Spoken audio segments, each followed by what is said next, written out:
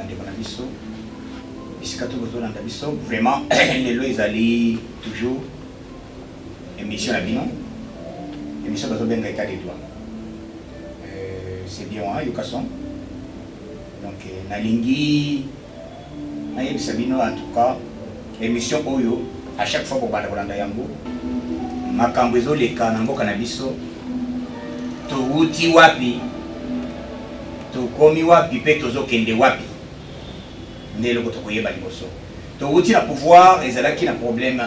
D'abord Mobutu asali 32 ans, Moïse asali 3 ans ou 4 ans, Kabila asali 18 ans, ce qui fait 50 quelques années. Mais le lot Fati na 2 ans, bande bazo senga Fati asi ça makambo wana na minute kaka na 2 ans ezali motema mabe puisque les ana bato mosusu balakaka balobaka biloba loba n'importe quoi baloba que moloba akokoza pouvoir te. Or eloko wana na etunaki ba mosusu balobi ezali na verset biblique, je ne sais pas verset moko epekisaka kete moloba akozokaki koza pouvoir ezali te.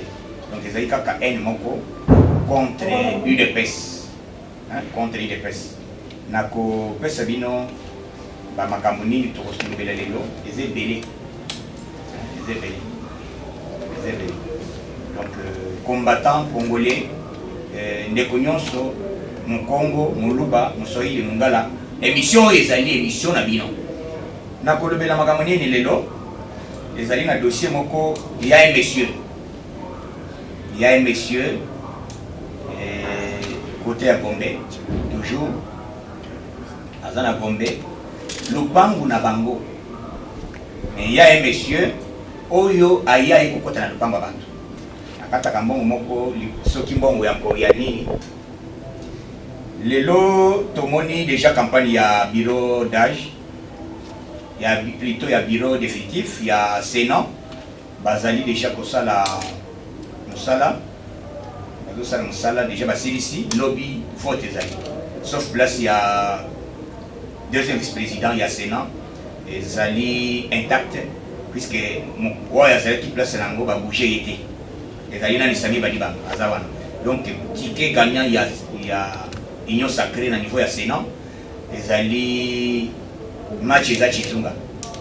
Lelo tokoyebisa ba Congolais que il est fait ce pouvoir tolobaka à l'époque to restaurer état des droits tokotilinga te ke eloko ezali ayote yo olinga ozo eloko wana par force bakotiela bino image bakotiela bino image ya liboso oyo ka déclaration ya lupangu oyo un locataire azolinga lisusu kofuta mbongo te. Un locataire azolinga lisusu kofuta mbongo te puisque na kati état des droits nini bazobenga état des droits. État des droits ezali eloko ezali ya yo ezonga na ezali ya yo te ezonga na mokolo nango oyo ya yo eza ya yo. Mais lelo tosengi bino bokolanda image wana ezali koloba nini bokolanda première image tozana ba 3 images awa tozana 3 images tango bazoto na mbongo azolo bakiti yo kokendela ngai wapi kokendela nani lipa mais tango na bengi na téléphone alobi madame est-ce que oyebi que tozana kati état des droits na il se présenter c'est moi Yokason communicateur voilà il est pèse ngai nazali boy est-ce que oyebi que lupango wana uzali eza lupango bato est-ce que oyebi que il fallait ofuta mbongo ya bato. Donc soki olingi na moto na droit na ye faut libérer ndako ya moto na moto zoloba awoti ko libérer ndako donc état des droits ezali en marche bokolanda image bakochela bino milili bakochela bino image olanda comment ba libérer ndako ya bato voilà. Donc état des droits ezali en marche lelo tokopesa na actualité botolanda na actualité tozokozo kamwa tozomona Senko azali kokota na kobundisa Senko ezali bato mosusu te surtout mbongo nani shole ekipe wana toyebi te bazali ba autorité ya Lamuka to bazali beve puisque biso nanu peuple congolais azozela d'abord social Mais tant que nous sommes dans le moment où nous sommes en 2023, nous avons toléré une élection en 2023. Cela veut dire l'intention est alignée. Nous sommes dans Monisco et là, nous sommes comme Monisco Boyawa. Bokomi, mutu kama ya Monisco est un accident. Na kati na moto moni ba minéré. Est-ce que musala wa yaki ko sala na Congo ya mwana? Ya ko besoin minéré, ko bomba congolais, ko nyoko le peuple congolais, c'est ça? Donc tout ça na kati état de droit. Président de la République azali garant de bon fonctionnement, pe azali ko président ya Union africaine. Akolandela makambwana. Akolandela makambwana. Donc congolais nyonso. Boyeba déjà que na mboka na biso, tout ça na un président wa azali on s'allie pour soutenir le monde mobimba.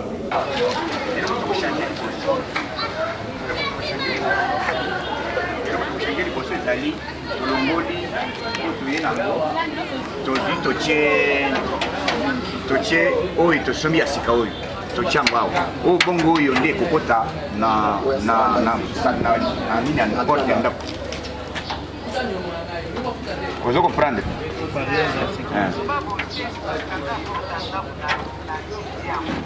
kasi ya ndako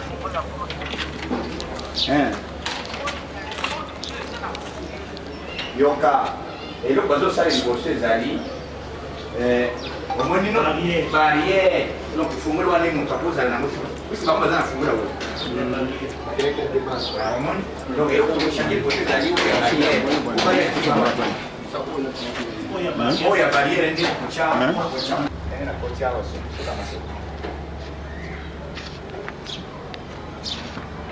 omoni yango est-ce qu'on a d'autres émissions, on a d'autres émissions.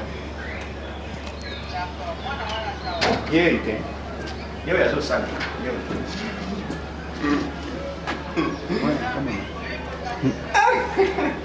Courant depuis le Bézati, maman, courant le Békindaki. Toi, tu as fait la maille au Kanam. Ah, Naza bien. Naza bien.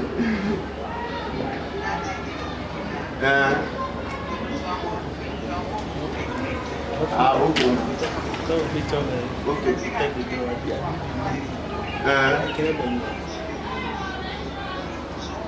Ok, merci. Na question. Ça va. Merci. Ok. Merci beaucoup. Bande Bonabiso, au Balinga Olanda, Yokason TV et puis Yokason de l'IDPS TV.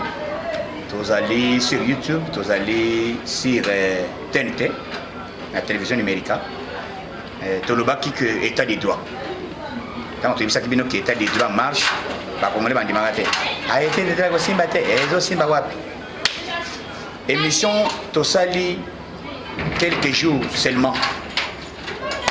Na sala qui déjà émission état des droits, tout le bi montuna droit na yi. Montuna loko na yi. C'est ça l'état des droits. L'état des droits, ils allaient causer le comme tout. Causer yango puisque toi tu es connu, aux alliés journal, aux alliés général, aux alliés ministre, le songolo pakala. Au bout de comme tu prends qui enquêter. L'état des droits, ils allaient causer et loko ils allaient yayo. Montuna droit na yi. Voilà aujourd'hui, toza na kati ya lupango. Lupango yo. Ezaki na moto moko, membre ya bande ko na biso ya ngambo.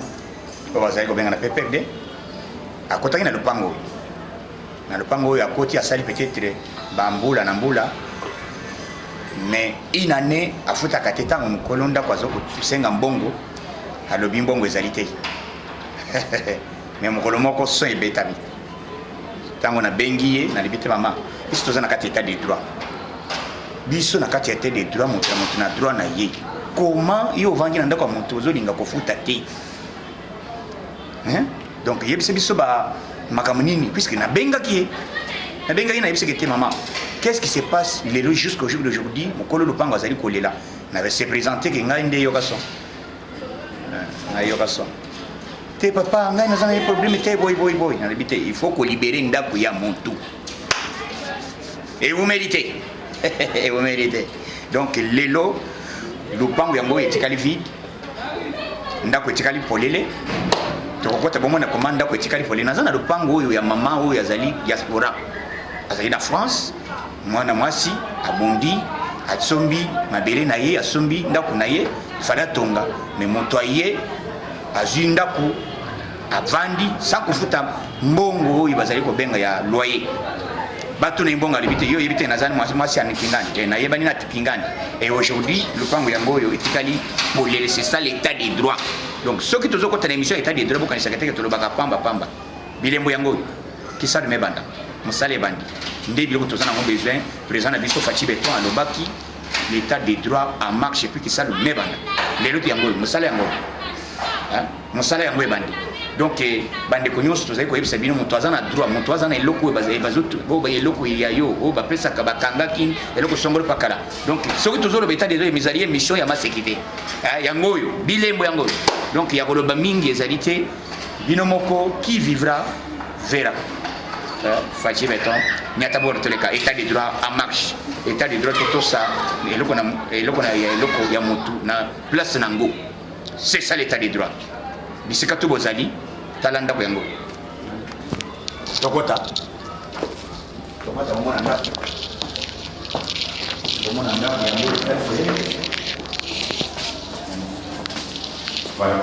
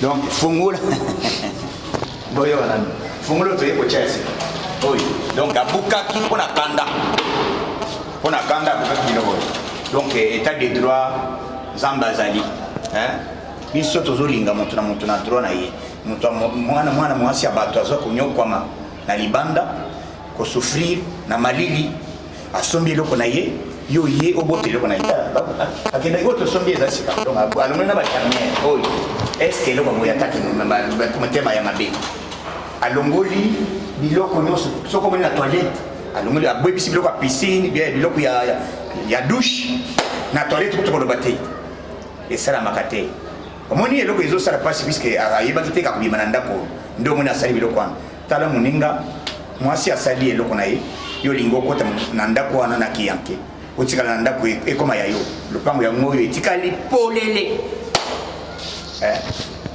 etikali polele lopango etikali polele donc voilà merci beaucoup bande mosusu oyo baza na badossier oyo baza na baproblème ezali awa ezali qui vivra verra donc ezali makambo koloba ebele eza te biso tozoloba te kolobaloba mingi makambo te biso toza nde mosala kisala mebanda Fachi Beton toujours en marche donc nyata bord toleka yoka son et yokani partout bisika bozali monde mobimba bandeko baza na Kinshasa numéro ya téléphone eza toujours na bande filante ya télévision na bino bokomona yango bobengi numéro wana bopesi message basuggestion baproblème boza nango nani akangi lupango na yo nani abotoli eloko ya moto tala lelo état de droit yango yoka son alobaki pamba te lupango tolobaki na pesaki na bengaki pas même une semaine lupango ya moto yango etikali polele donc azana esengo moko azana poto azana France oyo atiki awa azali mwana atiki mais ye moko azana nini na France peut-être moi na kuko pesa ata moi malobaka muke après ça quelques témoignages moke pour comprendre que nini salamaki akuye wana en tout cas le pango oyo en tout cas il qui passe mingi pour la maman en tout cas maman nyoka ba pour le pango aleli makasi abetaki ba porte partout En tout cas, ça a été en tout cas le lot qui doit mais en tout cas ça le lot qu'on a eu, ça la makasi en tout cas le lot pas maison na maboko na biso en tout cas tous ako kumisa manza makasi mokonza mboko na makamazali ko sala penza en tout cas aume na makasi. Merci beaucoup. Aume na makasi mandenge le pas maison na maboko na biso. Merci beaucoup. Merci. Merci beaucoup que Dieu te bénisse. En tout cas, toza yo makombo yoki. Donc ezalité ko boité. Yo bakoyoka nini? Son. Merci beaucoup zamba pambola bino. Posa général. Oh, eloko ya yemei. Nakambo ya ki yemei esili. Eza lokola biso kete puisque nganazayi de pese peut-être, nazayi de pese, lokola nazayi peut-être ndeko ya président Fachi. Fachi ye moko apesa maloba loba boye. A été ya famille biologique à lobby, moto akota na dossier ya pouvoir oité. Boya tek une influence, pas d'influence. Et loko o moye boya boya biso tek puisque ya ena biso azali président ou bien petit frère nanga eza président ngai na kende kozwa eloko moto na botola eloko ya kabili système kabili ezali que na mboka na biso bango bayaki nde kobotolaka bato mapangu yango nazosenga président na biso na pouvoir oyo ya Fachi Beton bato tu basali kala nazolobela surtout bourgmestre na administration na juridiction ya Kinkole juridiction ya Kinkole au parquet ya Kinkole kuna mbutumbutu eza makasi mbutumbutu ezali makasi mapango bato kobotola banda kwa bato oh bateki mapango donc ba conflit parcellaire surtout commune wana ya muna zo senga justice elande ba dossier za kuna kilikili kuna ba dossier za kilikili donc na kosenga congolais nyonso yitango esiko zolanda ozana dossier na yo ozana problème ozana likambo moko ezali kotungisa yo numéro ya Yokason TV ezali wana na bande filante landela pesa message ekozela biso tokozwa message wana poto débattre yango tobimisa communiquer wana d'une manière officielle awa makambo kobomba ezali te congolais nyonso comprendre il faut prendre en charge il faut se prendre en charge combattant ntango ya kolala esili botika distraction kisala mebanda bureau définitif ya Sénat ezovanda lobby rentrée parlementaire ezozonga les 15 mais avant ezonga d'ici les 10 gouvernement ezobima yango nazoyebisa bato bandeko na biso ya diaspora toza biso na biso na kati ya pouvoir na kati ya nomination toyebi ke biso na biso ngotongo tezala te tozala uni tozala soudé tosoutenir mokonzi ya mboka ezala yo diaspora ezala biso bakombata tozalaki awa biso tu tozali kobunda mais toyeba moto na moto ayeba koassume responsabilité na ye bisika to azali kosala nazo interpellé baconseiller ya chef de l'état nazo yebisa bino ke makambo ezali kosalama nayoki barapport oyo bazoloba ya monsieur oyo azosala video alobi ke te nasengi chef de l'état abenga ngai ah monsieur wana eza intimidation nini chef de l'état abenga yo pour avoir information ya si il faut yo pesa information donc yo zali si ya communauté internationale aéroport ya Kananga ndenge zele katani yango nazoloba ke ba gouverneur bo ide mokonzi ya mboka bo travailler bon mokonzi namoni il faut to changer makambo ebele tozana mosala ebele ya kotravailler eza na bisika il fallait kokota ba gouverneur oyo bazali na poste ya kotravailler mpona mboka te balongwa comment le bas que kokoma tina niveau ekata nzela mobimba elingi kota na aéroport c'est grave donc toujours c'est assistance à l'immédiat to senga mokonzi ya boka a dépêché équipe kuna conseiller à chef de l'état oyo ya biso David Mukeba akite sur terrain akende kotala makambo ezali makambo ya construction biloko mosusu makambo ya nzela kuna badi 110 bis oyo etikalaki eye président de la République asali nini puisque biloko ozotuna ekunde kwa souffrir asombi lupango na ye yo ozolinga obotola lupango bokolanda image wana bomolanda eza na trois image bolanda moko botala comment peuple na biso bomona comment ba dirigeant oyo ya Kabila po bazaki na Kabila omona comportement baza nango yango biso tokozala wana mpona koappuyer vision ya chef de l'État na ye awa naye kodéclarer droit na ngai déjà le problème ya situation ya balupango ya balupango petit frère asombela biso 4 lupango na kati lupango wana sombela biso na commune ya Mongafula na côté na site côté ya baveugle mais tango basombeli biso lupango na ciment bazoya koteka biso balupango wana bon koteka bazoteka biso lupango bazoteka ngo na bacolonel na bamajor donc moyen ya droit ya kodéclarer ngo ezali te soko ko déclarer ngo omona bamiso bazolakisa bino ba problème ya munduki tokokanga bino yango siko tango tomoni état de droit eye yango toye ko déclarer ba droit na biso ya ba parcelle 4 parcelles 3 parcelles bateka biso le totikala kaka na moko ana pe etikala ba menace bazolinga ba ko teka biso yango toye ko déclarer ba droit na biso to récupérer 3 parcelles ya ko botola biso ba lopango wana ezali un monsieur Nyanga o azalaki toloba collaborateur ya monsieur Eugène Kambale o atekelaki biso balupango ye azalaki témoin ya lobaki na yeke problème nyonso situation nyonso bokozala nango soki ngai nazali te na absence na ngai fo botunaka epai na ye soki ngai mpe nazali te naza na droit moko bofo bopesaka badroit epai na ye il est même ye kaka mutu azalaki témoin ya monsieur Kambale azotourne biso baje azotekaka balupango ya biso biso moto oyo déclaré yango eza te azoteka yango neti na bakonge bacolonel bamajor autant biso tozali bacivile moto pusa na proche na bango ezali te ye azali soda to aza na ye kaka congolais neti yo to aza fonctionnaire moko ya l'état bon monsieur Nyanga azali soda te azali fonctionnaire simple ya l'état asalaka soki na cadastre soi-disant asalaka soki na cadastre soi-disant yende mutu azosala biso baje wana yende azosala baje wana tomoni yo na télévision yo kaso ozolobela bakonzi ya mboka nini oyo bakoretenir mpo batrouver solution na makambo na yo bon ngai nazo retenir comme état de droit eye na mboka yango na ye nazoyebisa na bakonzi ya mboka naza na besoin na recto récupérer baparcelle na biso perdant souci na ngai naza nango wana mpo toperdre mbongo ebele toza na baresi oyo ezotémoigner mikanda ezotémoigner yango ye na émission ya état de droit représenté par Yokason alobelela yo na média pour que non retrouver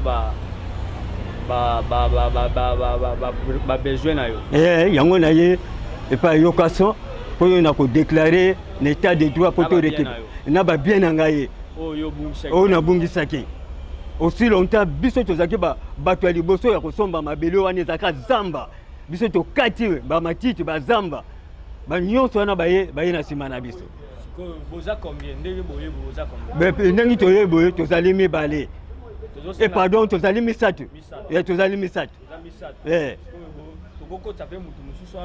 nakokotisa petit frère na ngai mpo ezalaki soki ngai nazali te petit frère na ngai ye moto azalaki mpona kolandelaka badossier il décharge oyo tosombela baterrain parcellaire na biso yango oyo monsieur Kambale asalela biso comme décharge na mandataire na yo bandaki kosolola na ye monsieur Nyanga kufi comme témoin na ye bandaki kosala nde bafaire ya basha mapango yango oyo toza na mikanda na biso depuis ya date ya le 27 décembre 2002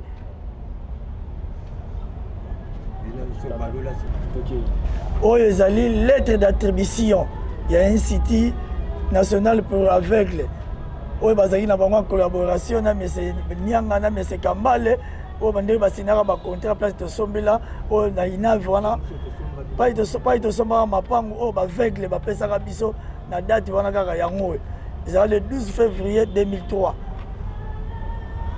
wapi mosusu oyo ezali bacontrat baparcelle yango ezali yango soki mpe ya mabe soki mpe ya lukute comme bepreuve oyo bango bapesa biso monsieur wana azosala na cadastre wana ye nde azocomplike vi na biso ye nde mnde azocomplike vi na biso yango toye kolela photo vérifie photo vérifie banumero cadastre oyo ya pia biso soki ya lokuta soki ya solo soki ezali ya faux ye nde mnde akosanza mbongo bacontraire na biso akopesa mpo baterrain eza na mikando ezolakisa ndenge tosombelango ezala vide ndenge baveugle basina na biso bapesaka biso baterrain na biso yango toye torécupérer bamikanda yango oyo affaire foncière soki apia biso ya lokuta na ba mesure ya bourdonnage procès verbal ya mesure de débordonnage yango TV pour demander que l'état de droit me remette dans mes droits. Je suis bailleur et j'ai un locataire qui me doit au jour d'aujourd'hui 20 000 $. Et il ne veut plus payer. Alors, ça fait combien de temps qu'il ne paye plus? Je dirais depuis le mois de décembre de l'année passée, il n'a plus versé un seul centime. Il est fonctionnaire, il est militaire, il est civil. Tout ce que je sais, c'est qu'il travaille pour la ville de Kinshasa. Et je pense que c'est un percepteur de taxes urbaines. Donc c'est un ami de Kimbuta, c'est un travailleur ou un membre de PPRD. Donc tout ce que je sais, c'est que c'est un membre de PPRD, il a ses bureaux là et il perçoit de l'argent de contribuables congolais. Est-ce que vous l'avez déjà rencontré? Vous l'avez déjà posé la question pourquoi il ne paye plus? Mes frères sont partis le voir à plusieurs reprises pour demander qu'il nous paye notre loyer. Et il nous donne toujours des explications, je peux dire farfelues, mais des explications bidons. Chaque fois, il nous dit qu'il était à la banque et que la banque va lui servir, ou il sort de la banque et qu'il va venir nous servir, ou il part à la banque. C'est toujours des explications comme ça et ça dure 12 mois. 12 mois. Qu'est-ce que vous attendez auprès aux autorités de la République? Je pense que dans un état de droit, tout ce qu'on demande, c'est rentrer dans nos droits. Hein? Moi, en tant que bailleur, je vais rentrer dans mes droits, que mon locataire paye son loyer tout le mois et que ça me permette de vivre. Je ne peux pas devenir mendiant alors que j'ai un bien immobilier. C'est un investissement à vie. Et cette personne me prive de mes droits. Voilà pourquoi je viens réclamer que mes droits. Je ne viens demander rien, pas un centime de plus que ce qu'il me doit. Mes 20 000 $, qu'il me le donne. Les autorités compétentes qui vous suivent en ce moment ici peuvent aussi savoir la parcelle se trouve sur quelle avenue? La parcelle se trouve sur 5 rue Lodja, quartier Sosimat, à Gombe. C'est une maison d'habitation ou bien ce sont des bureaux? Ce sont des bureaux. Ce sont des bureaux et... ce sont des bureaux. Et il n'y a personne qui habite là-bas, hein. C'est que des bureaux. Les gens ils viennent le matin pour travailler, ils rentrent le soir. C'est des bureaux. Monsieur Kabango, le message est passé, le message est suivi par les autorités compétentes. Je ne sais pas si vous avez notre mot à ajouter. Je dirais aux autorités de me remettre dans mes droits parce que le locataire a largement abusé de notre confiance en tant qu'orphelin, d'abord, avant tout. Car il sait que maintenant, mon père qui fut militaire et qui est décédé, aujourd'hui, lui, se sent pousser des ailes parce que membre du PPRD, parce que ami à Kimbuta. Donc tout ce qu'il perçoit comme argent de taxes de la ville, il les envoie en Afrique du Sud à Kimbuta, il se le partage et il ne veut plus me payer mon loyer. Donc aujourd'hui, je demande aux autorités congolaises, à qui je fais entièrement confiance, de me remettre dans mes droits. Et mon locataire, chose encore étonnante, tout le mois, prélevait 400 $ de notre loyer comme taxe de la ville, sans qu'on nous remette une facture. Sans votre accord? Sans notre accord, bien sûr. Le loyer est de 2 000 $ et il enlevait lui-même 400 $, prétextant que c'est le taxe de la ville. Donc, je demande aux autorités de mon pays qui est rétrocession d'une taxe indue, d'une taxe prélevée abusivement. Sans preuve de paiement. Sans preuve de paiement. Moi, j'aimerais voulu qu'il nous apporte le bordereau, comme quoi cette taxe-là est allée à la caisse de l'État. Et j'ai vu, je ne peux pas dire 100 ou 200 bailleurs, mais personne n'est payé $400 de taxes par mois pour une maison d'habitation. Et lui, il prélève à la source.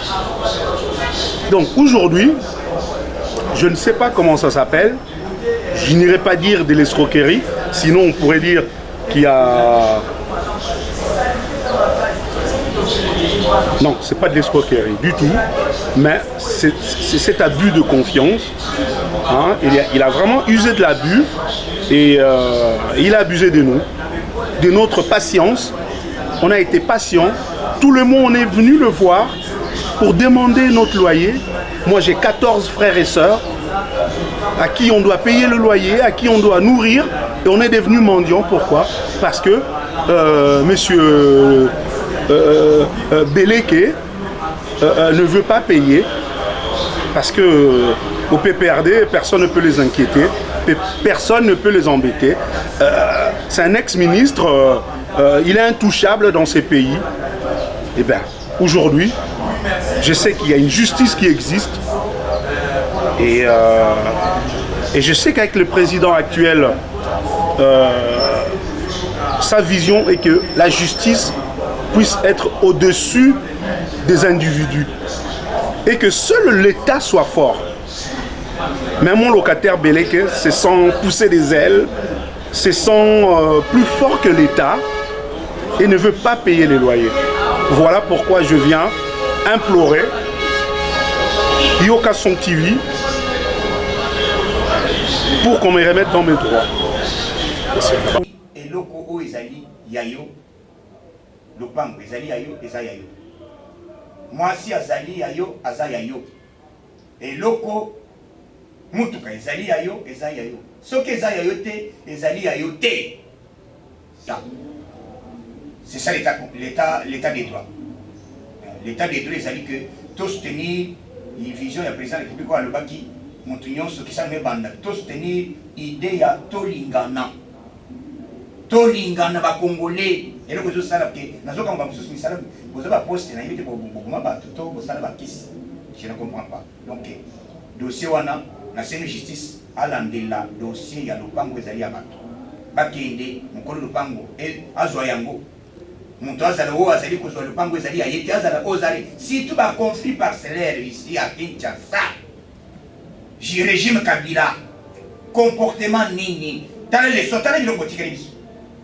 T'as les botikelibiso, botikeli pour botikeli fachi, t'as les comme botikeli fachi.